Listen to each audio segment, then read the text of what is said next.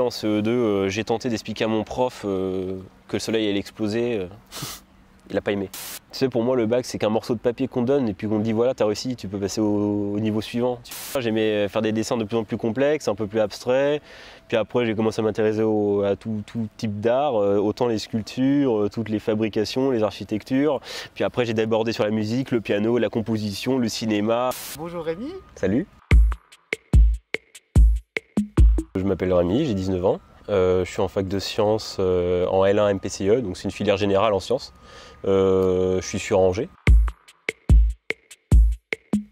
Ouais, en maternelle, j'étais bien, j'avais compté jusqu'à plus de 100, enfin j'étais bon, tu vois, j'y allais. Est-ce que tu savais lire Pas plus tôt, non comme tout le monde en CP. CP Ça s'est très bien passé, ouais. Compter, en même temps aussi? Ouais. En fait, j'ai appris en même temps que tout le monde, mais j'apprenais plus vite. C'est peut-être ça, la seule différence, c'est que j'apprenais très vite. Je comprenais très rapidement comment ça se passait, alors je m'en sortais bien. Si tu veux, je savais déjà très bien dessiner très tôt. Ouais. En fait, moi j'ai toujours une tendance quand j'étais petit, c'est quand je dessinais, tu vois, je dessinais déjà toujours en format paysage. Et je dessinais une marge de 3-4 cm en dessous, et je faisais toujours mon dessin au-dessus. Et en fait, mon dessin, par exemple, imagine je fais un paysage, une maison, des arbres, et il fallait toujours que je fasse ce qu'il y a sous terre. Toujours. Il fallait qu'il y ait les racines ou des fondations, des fourmilières. Il fallait qu'il y ait toute la diversité, autant à l'extérieur qu'à l'intérieur. Si, c'était les grues aussi que j'avais trop bien dessiné. J'ai été fan des grues pendant très longtemps. Genre les grues, les moulins, c'était des trucs, des mécanismes qui me rendaient fou. Après CE1, CE2, si en CE2, j'ai tenté d'expliquer à mon prof que le soleil allait exploser. Il n'a pas aimé. Non mais si tu veux, le prof il parlait du système solaire et tout. Puis moi j'étais déjà passionné par ça. Alors du coup j'ai levé la main, je fais monsieur, le soleil il va exploser. Il m'a regardé et fait non Rémi arrête, c'est faux. Sinon en CM1 je savais déjà dessiner le système digestif entièrement avec l'œsophage, l'estomac, les intestins grêles, le foie, tout ce qu'il y avait. J'étais déjà chaud au niveau de la création de la Terre et tout, mais paradoxalement entre guillemets, j'avais mon prof de CM1, c'était le directeur du primaire et c'était quelqu'un qui était très croyant. Mais genre très croyant, tu vois, alors qu'on faisait culture religieuse et puis qu'il me disait oui, donc Dieu a créé la Terre. Moi je levais la main, tu vois, ah monsieur, je comprends pas, j'ai plein de livres à la maison. Et ils disent tous que c'est, je sais pas, la gravitation, des astéroïdes qui sont formés une boule, 2A, machin. Et lui, il me fait oui, mais c'est compliqué. Bon, du coup, j'étais déjà le casse-couille. Le truc, c'est qu'à chaque fois que je voyais quelque chose, je voulais comprendre comment ça fonctionne. Et quand tu grandis, la première chose que tu vois qui est incroyable, c'est ton corps, quoi. Donc moi, le corps humain, c'est vrai, c'était ma vraie première passion de science. J'avais des livres de corps humain très tôt, et j'étais complètement fou de ça, et je le suis toujours hein, d'ailleurs. Ouais. Et puis ça a poursuivi parallèlement avec l'astronomie, tout ça. Et ouais, non, franchement, très tôt, j'ai eu une passion exponentielle pour les sciences.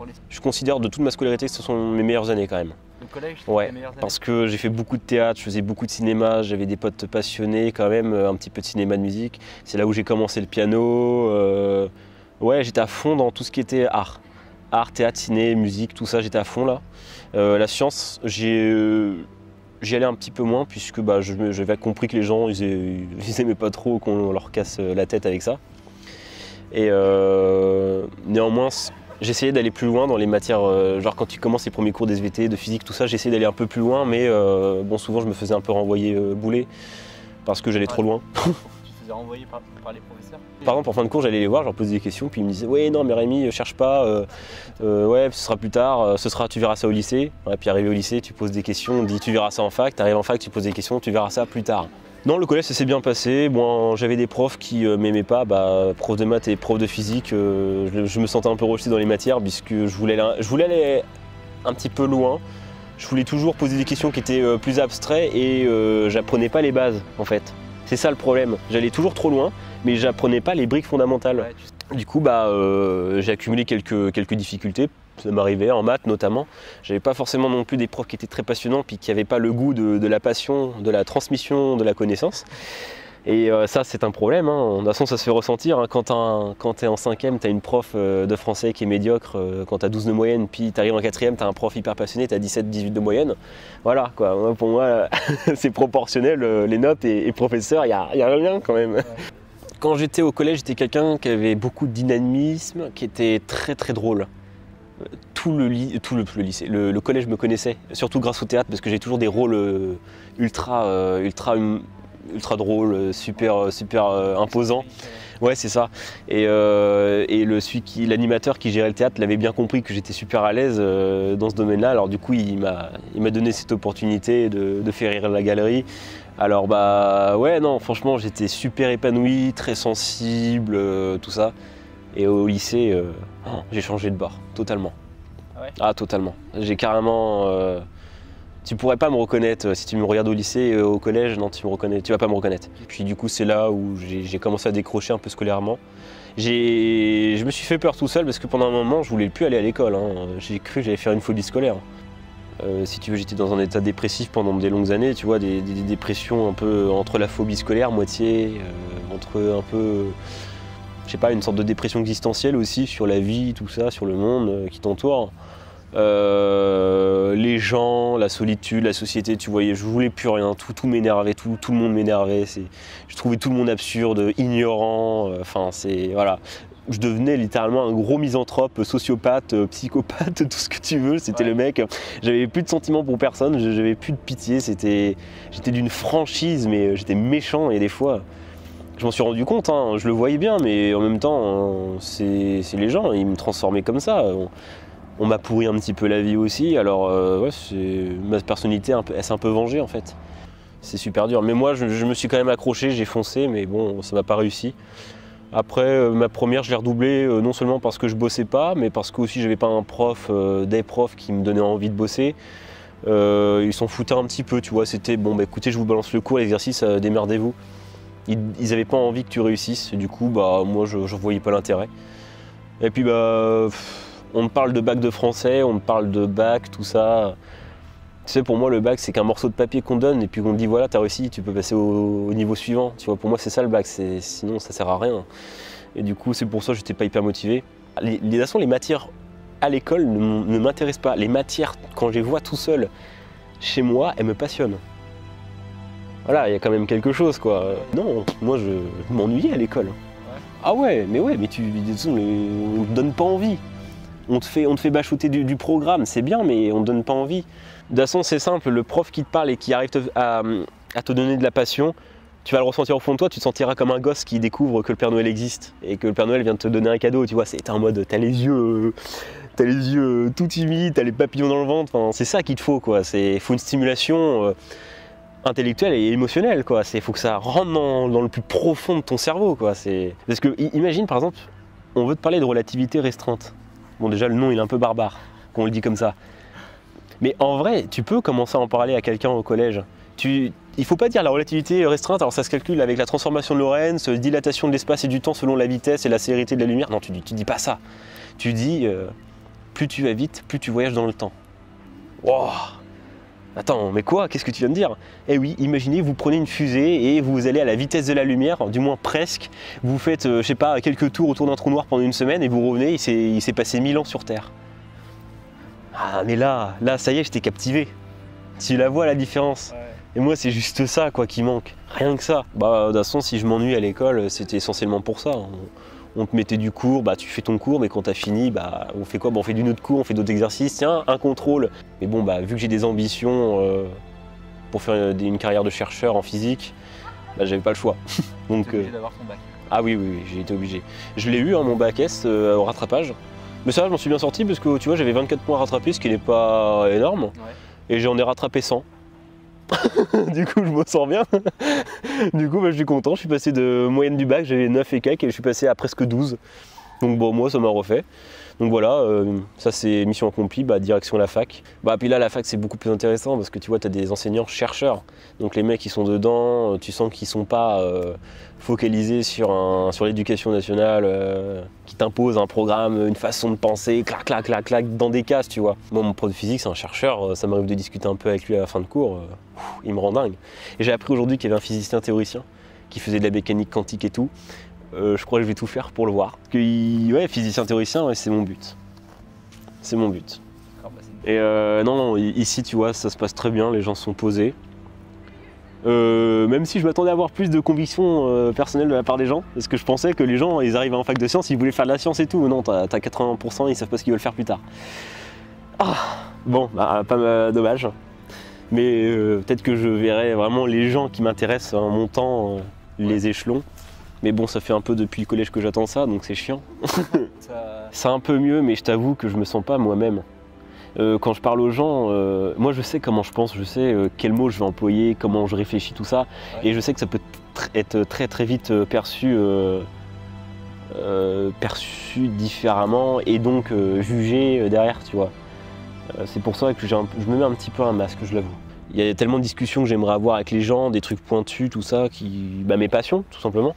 J'aimerais partager mes passions, mais bon, j'ai l'impression que les gens sont toujours pas aussi passionnés que moi, tu vois. J'ai l'impression que moi, quand je suis passionné dans un truc, en fait, j'y suis tellement, mais vraiment tellement en profondeur que bah, finalement, en fait, je suis tellement allé trop loin que je remarque que j'ai laissé beaucoup de monde derrière, tu vois. Ouais.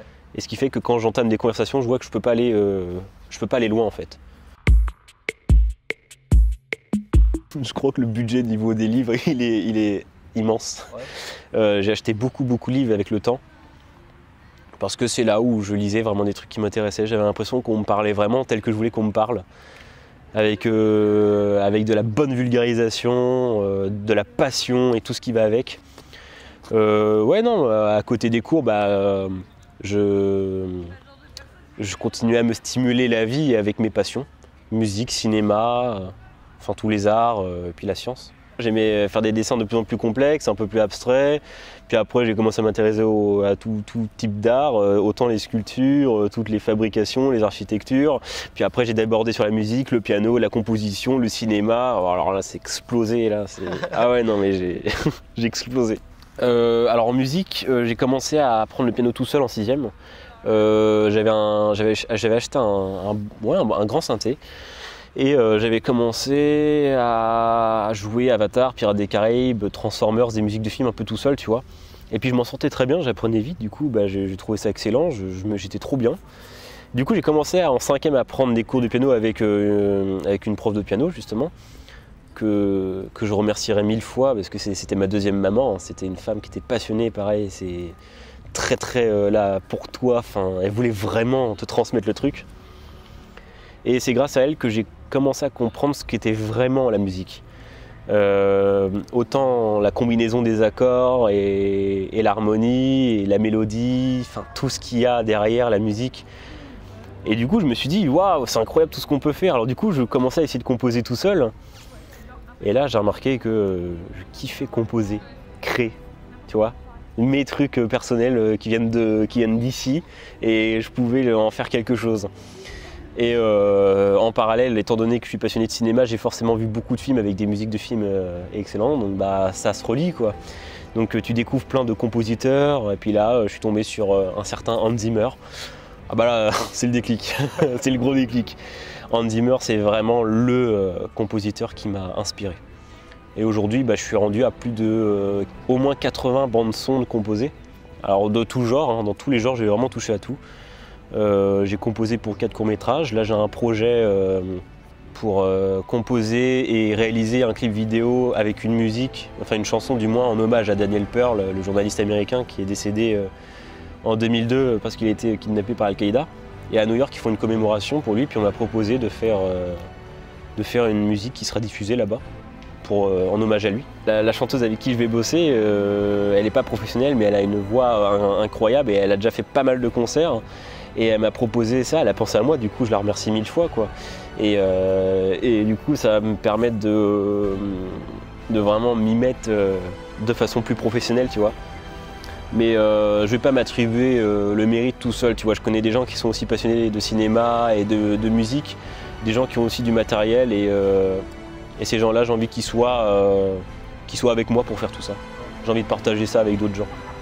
Je te parle beaucoup de musique et de cinéma, mais ce qu'il faut savoir, c'est qu'il y a un nom à retenir derrière, c'est Wilfried. C'est ce mec-là qui a toujours été avec moi derrière. Lui m'a toujours poussé plus haut, je l'ai toujours poussé plus haut.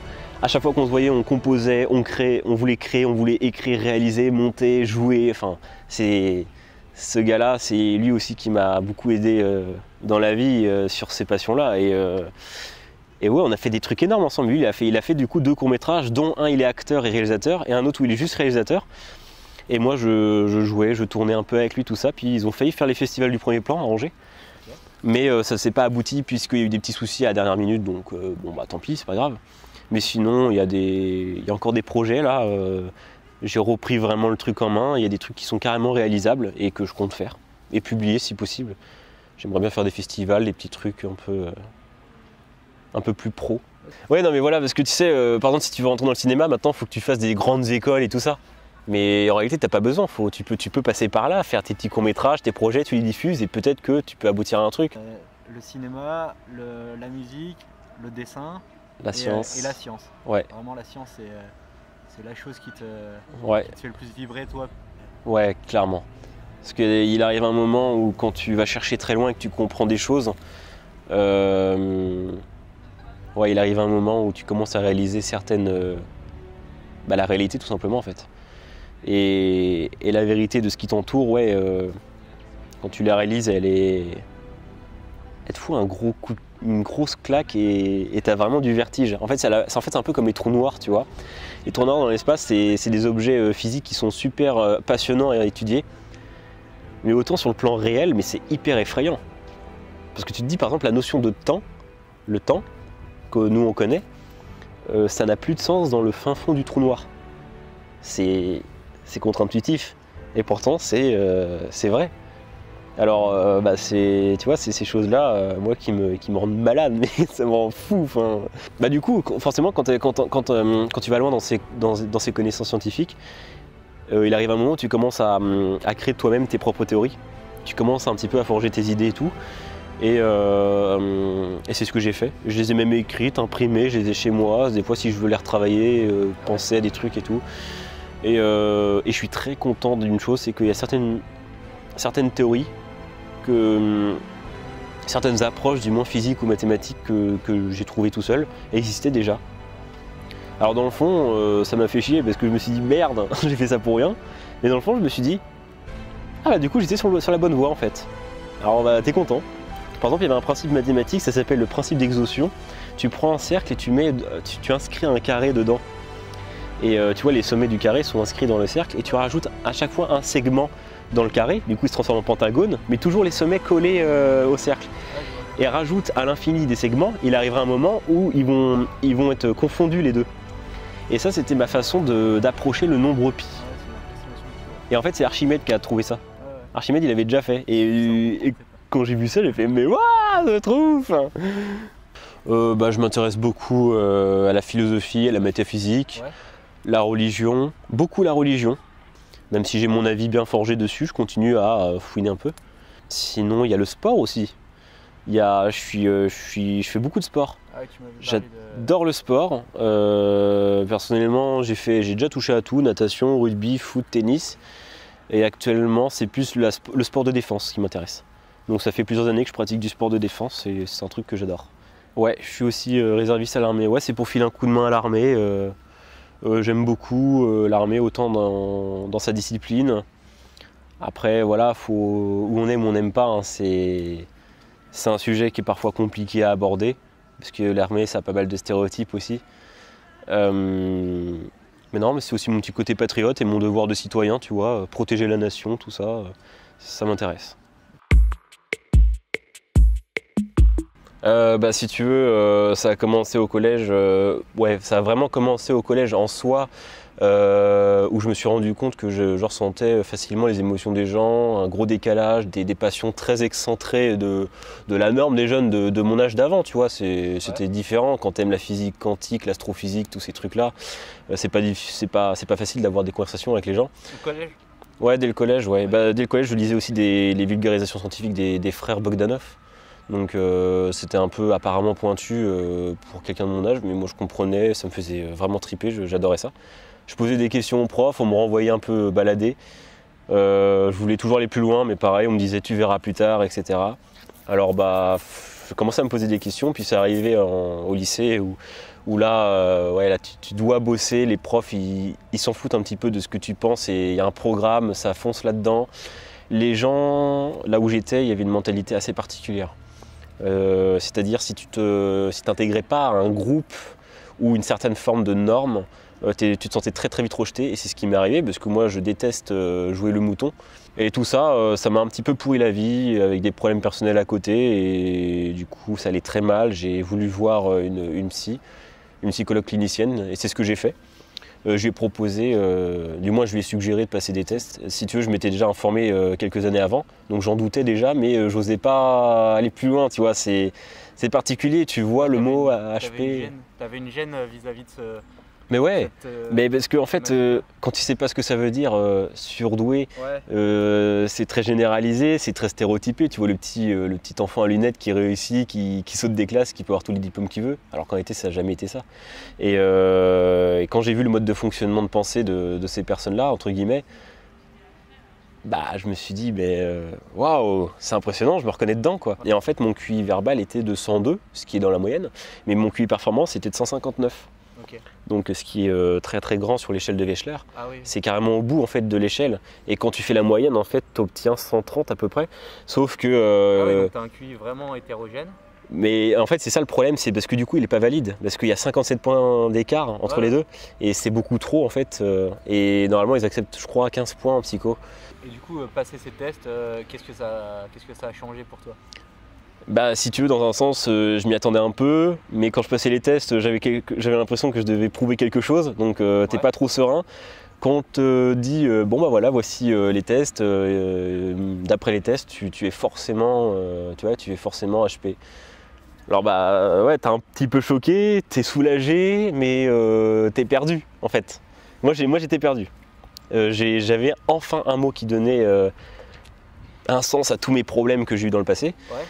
Et c'était un soulagement, mais j'ai même pleuré sur le moment parce que c'était tellement un soulagement d'avoir enfin une réponse, quelque chose de plus officiel, si je peux me permettre de dire ça comme ça. Et ça fait du bien. Ça fait du bien. Mais il y a eu des conséquences par la suite, parce que expliquer ça à ses parents, tu vois, c'est pas évident. Et quand j'ai expliqué ça à ma mère, bah, en fait, elle m'a fait comprendre que ça ne l'étonnait pas, m'a-t-elle dit. Ça ne l'étonnait pas et pourtant, quotidiennement, quand on se parle, on voit qu'on ne se comprend pas. Enfin, j'ai du mal à comprendre, elle, sa façon de me voir parce qu'elle me dit, t'es différent. Elle me dit, oui, bah, elle m'a dit, je m'attendais à ce score, je m'attendais à ce que tu sois comme ça et tout. Et ouais, c'est compliqué à en discuter. Parce que du coup, moi, mon père, tu vois, le premier truc qu'il m'a posé comme question, c'est « Ouais, mais alors, comment tu expliques tes résultats médiocres à l'école? Comment tu expliques que tu as redoublé ta première ?» Tout ça. Mais j'ai envie de lui dire, mais l'école n'a jamais été le reflet d'intelligence de l'homme. Enfin, c'est limite si ça prouve au contraire que l'école est stupide, je sais pas, mais moi personnellement, enfin, l'école, ça m'a jamais reflété. Hein. Et on m'avait déjà prévenu en fait, hein. J'ai déjà rencontré des gens qui étaient comme ça, et puis ils m'ont dit tu verras quand tu auras passé le test, tu auras ta réponse, tu auras un énorme soulagement parce que tu auras enfin une réponse, ça te donnera un sens à tes problèmes, mais ça les résoudra pas. Ouais. Enfin je veux dire cette différence entre guillemets de fonctionnement se fait toujours ressentir actuellement. Et ouais c'est pas toujours facile. L'incompréhension et la solitude, ouais. C'est ça qui m'a le plus bouffé, concrètement. Ça a commencé vraiment quand j'étais en seconde, et toute la suite. Et puis bah des fois ça te réussit pas quoi, t'as des petits soucis de santé qui arrivent hein, parce que quand tu restes en mode silence pendant longtemps, tu vois t'as le corps qui finit par parler, hein. La preuve, j'ai eu mes soucis avec mes cheveux, mais bon ça repousse donc je m'en fous, c'est bon. Il y a une façon de penser, un mode de fonctionnement, une curiosité, une compréhension des choses, une approche des choses qui est assez puissante dans le fond, tu vois. Et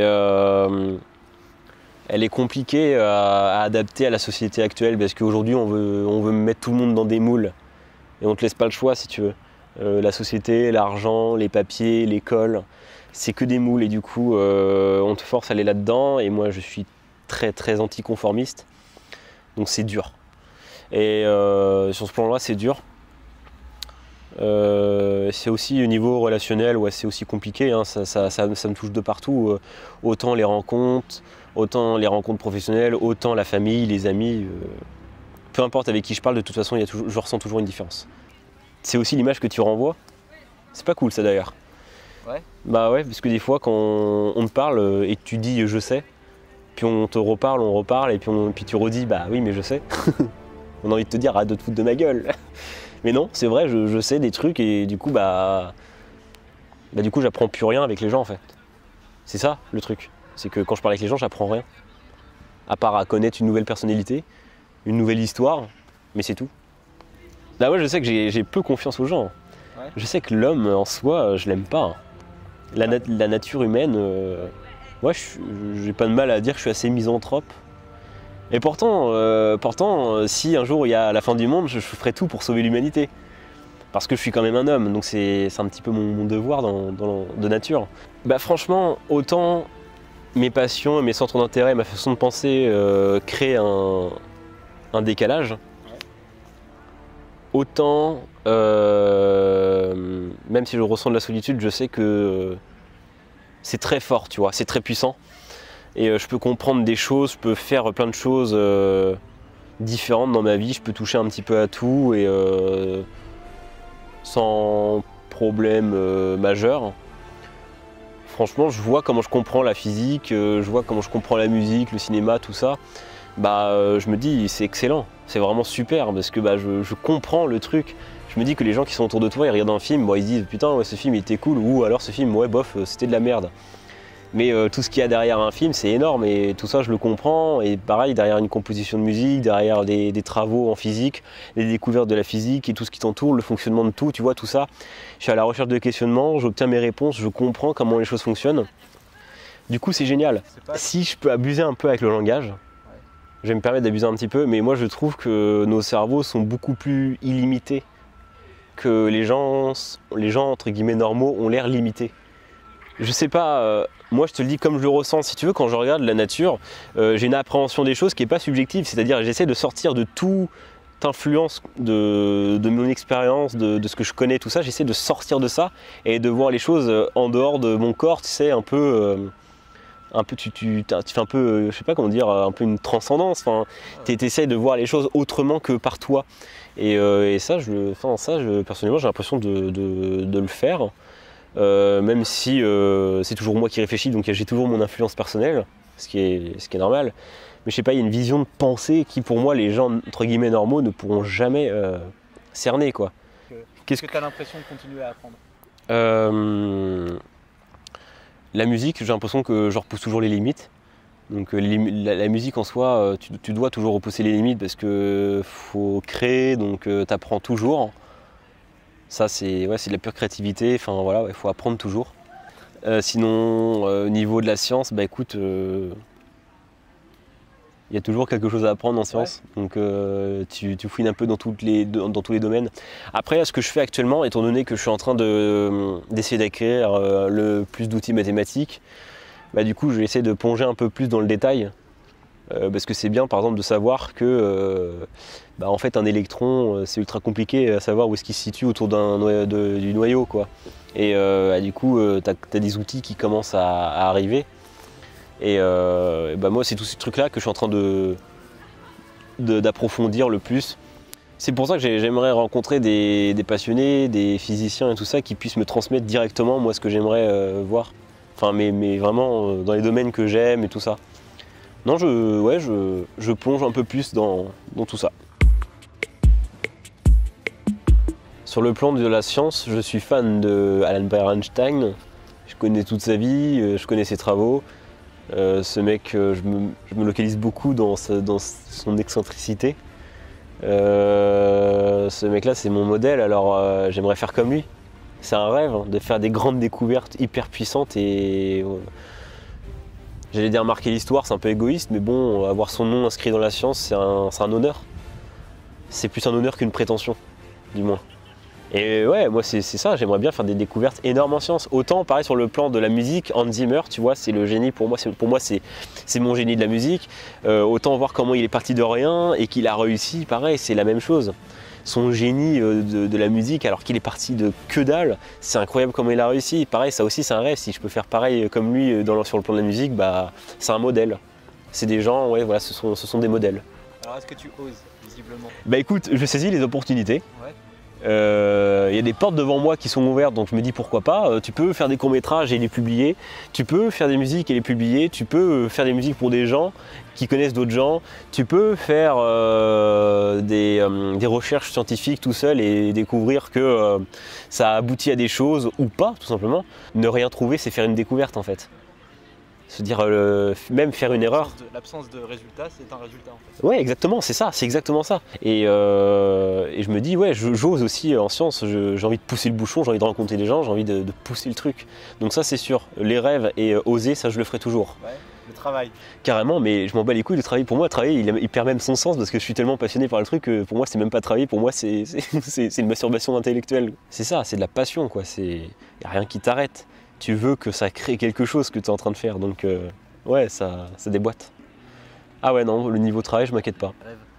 Bah, je sais que dans le fond, j'ai besoin un petit peu des gens qui me poussent. Je sais que quelqu'un qui te dit mais c'est génial ce que tu fais, continue, fais ça, tu peux. Dans le fond, tu es content, ça te fait du bien parce que tu te dis ah, il y a quelqu'un qui le reconnaît et ça aboutit peut-être à quelque chose. Quelqu'un qui m'accompagne, qui me pousse toujours plus loin, ouais, c'est mine de rien, ouais, ça joue un rôle majeur. Malgré parfois mon individualisme vis-à-vis des gens, c'est quand même les gens qui font un petit peu ce qu'on est, quoi. Ouais. Ça, c'est très beau ce que je viens de dire. Les seules choses qui pourront faire que j'abandonne, c'est les gens. Je sais pas, imagine, je rencontre un physicien, il est génial et tout ça, puis on commence à créer des trucs, mais qui me dit non, c'est n'importe quoi, t'es vraiment qu'une grosse merde, tu te fais croire à toi-même que tu peux faire des grandes découvertes, mais en fait non. Enfin voilà, tu vois, juste des paroles comme ça pourraient me faire très mal. Mais ça va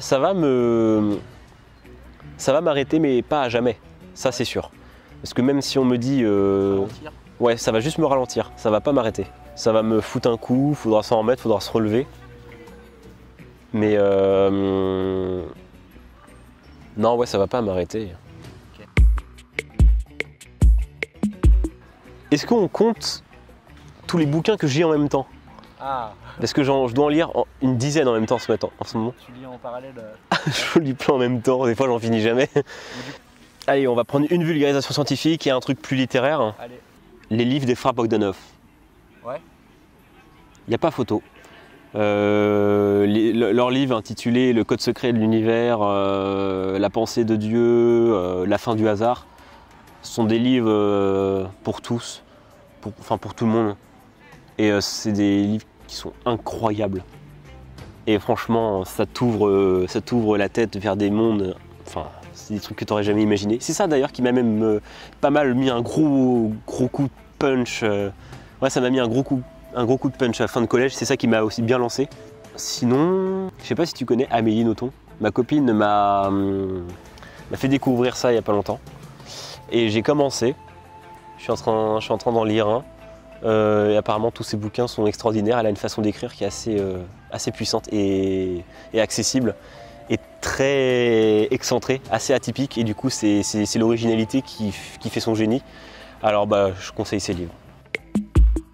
Ah bah, alors tous les films de Christopher Nolan. Ouais. Ah bah tous les de Nolan. Ah bah Le Prestige, Inception, la trilogie des Dark Knight, les Batman, tout ça, et Interstellar. Et du coup le dernier qu'il a fait cet été, Dunkerque. Ouais, c'est incroyable, il est incroyable ce film. Va le voir. Okay. Albert Einstein. Einstein sans hésiter. Ouais. Ah, sans hésiter. Mais je lui dirais Albert. T'es un taré, qu'est-ce que je t'aime.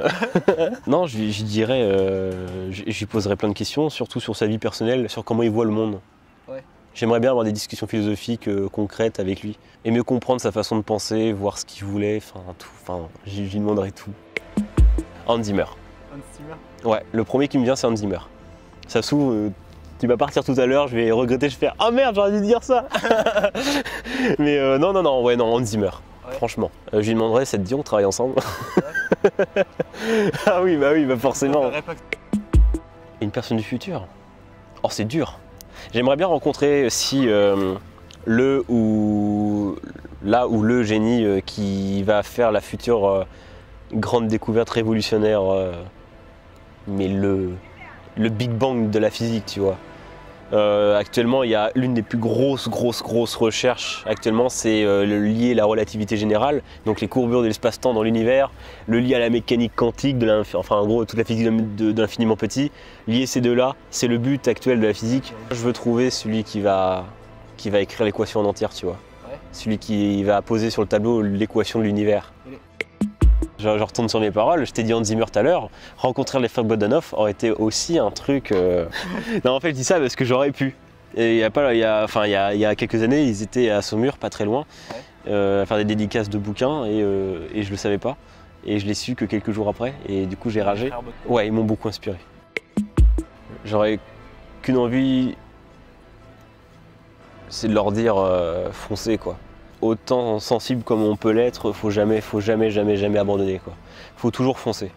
Ça c'est clair. Mais ça je suis pas seul à le dire, je veux dire même plein de grands noms l'ont dit, hein, et quand ils ont réussi, c'est parce qu'ils ont jamais abandonné.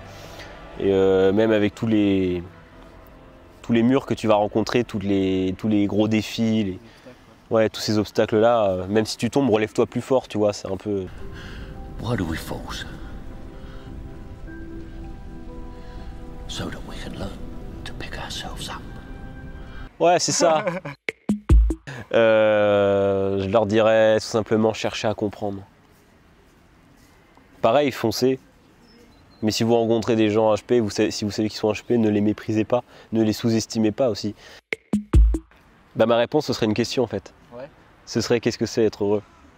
Parce que je t'avoue qu'en fait, il y a des moments où tu seras tu auras la joie la plus poussée, la plus extrême du monde. Ouais. Autant il y aura des jours où tu seras au plus bas, des jours où tu auras envie de mourir sur place.